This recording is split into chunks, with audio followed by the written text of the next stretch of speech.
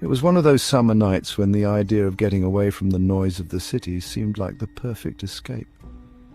I'd just finished my work for the day, and as the clock struck 10 p.m., I decided to go on a long drive. I wasn't sure where I was headed, but the thought of driving through empty, quiet roads at night away from the bustle of city life seemed like the perfect plan.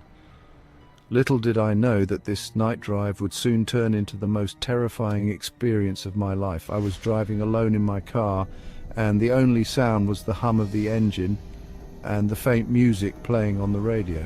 The road ahead was dark and mostly deserted, except for a few cars scattered here and there.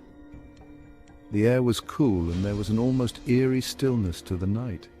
The headlights of my car illuminated only a few feet in front of me, and everything else was a blur of blackness. The road was empty, which was unusual considering it was a highway that connected several towns. I found it oddly peaceful, almost serene. It felt like the world had stopped and I was the only one left driving.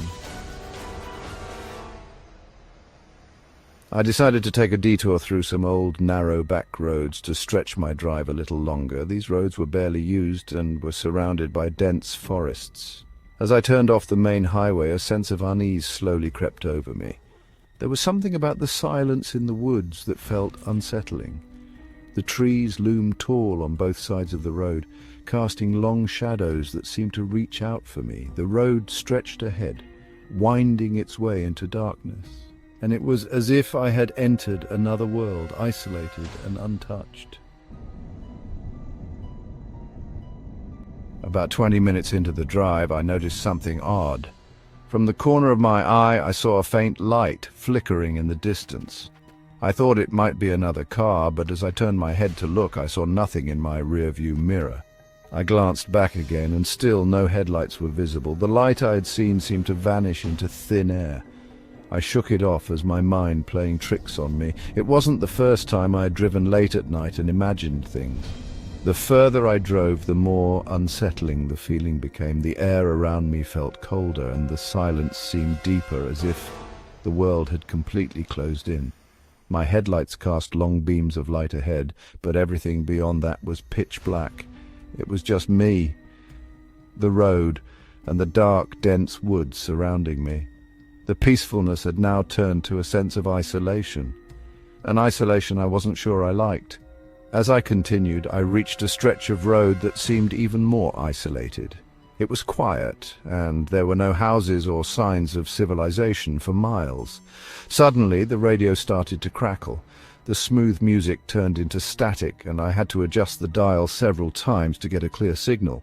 But the static didn't stop. It grew louder and more distorted. The feeling of unease grew stronger, and the hairs on the back of my neck stood up. I quickly turned the radio off, trying to focus on the road ahead. Then I saw it. A figure appeared on the side of the road. I nearly slammed on the brakes. It was a person, standing motionless in the middle of nowhere, on a stretch of road that had been empty just moments before. The person was dressed in all white, a long flowing gown, and their face was turned away from me. My heart raced as I slowed the car down. The figure didn't move, didn't even acknowledge my presence. It just stood there, frozen in place. I tried to rationalize it. Maybe it was someone lost or in need of help, but something inside me told me not to stop. As I drove past, I glanced at the figure again. For a split second, I could have sworn I saw their head turn, their eyes following me as I drove by. My blood ran cold, and I hit the accelerator. I couldn't shake the feeling that something was wrong, that something was watching me. The road ahead seemed to stretch on endlessly. The trees began to look more menacing, and the night felt deeper and darker than ever before. I continued driving, trying to push the unsettling feeling out of my mind. But that was when things started to get worse. A strange noise came from under the hood of my car, like something was scraping against the engine. My speed dropped suddenly, and the engine sputtered. I quickly pulled over to the side of the road, panicked. I turned off the engine and sat there for a moment, trying to calm myself. Was I imagining things? Had something gone wrong with the car? I checked the engine, but everything seemed fine. I turned the car back on, and to my relief, the engine roared to life. But then the headlights flickered. The road ahead of me went dark for a split second before the lights came back on. I tried to shake it off, but the sensation of something being wrong kept gnawing at me. I decided to keep going, figuring that I just needed to get to a more populated area where I could stop and check everything properly. As I continued driving, the sense of dread grew stronger. The trees seemed to close in on me, and the air became colder, much colder than before.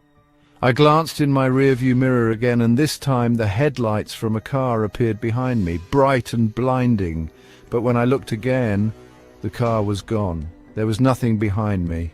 I was completely alone on the road. I felt my hands tremble on the steering wheel. The silence in the car was deafening, broken only by the sound of my breathing and the thrum of the engine. Then the strange static on the radio started again, louder than before. My heart raced and my mind went into overdrive. What was happening? Was I going crazy? I drove faster, desperate to get out of this desolate place. But just as I was about to reach the main road again, something caught my eye. Up ahead, the figure I had seen earlier was standing in the middle of the road, staring at me. This time I could see their face, pale, expressionless, and empty. Their eyes were wide open, staring into mine as I approached. I slammed on the brakes, the car screeching to a halt just inches from the figure. For a moment, time seemed to stop. The figure didn't move. There was no sound, no breeze. I was frozen in place, unable to speak or breathe. My pulse raced, and I felt as if my heart would stop. Then, as if on cue, the figure slowly turned and walked off the road, disappearing into the dense woods. I didn't know what to do. I just sat there, my body trembling. Finally, I mustered the courage to drive away. I didn't look back. My hands were shaking, my heart was pounding, and I couldn't get the image of that figure out of my mind. As I drove back towards civilization, the lights of the city finally came into view. I didn't stop until I reached my home. I never went back to that road. To this day, I don't know who or what that figure was, but I will never forget that night. I don't know if it was a hallucination, a trick of the mind, or something far darker. But that night I learned that sometimes the roads we take lead us into places we're not meant to understand. This story of night driving depicts the terror of driving alone through desolate and eerie roads. It captures the unsettling feeling of being watched, the mystery of strange figures, and the sense of being followed by something beyond our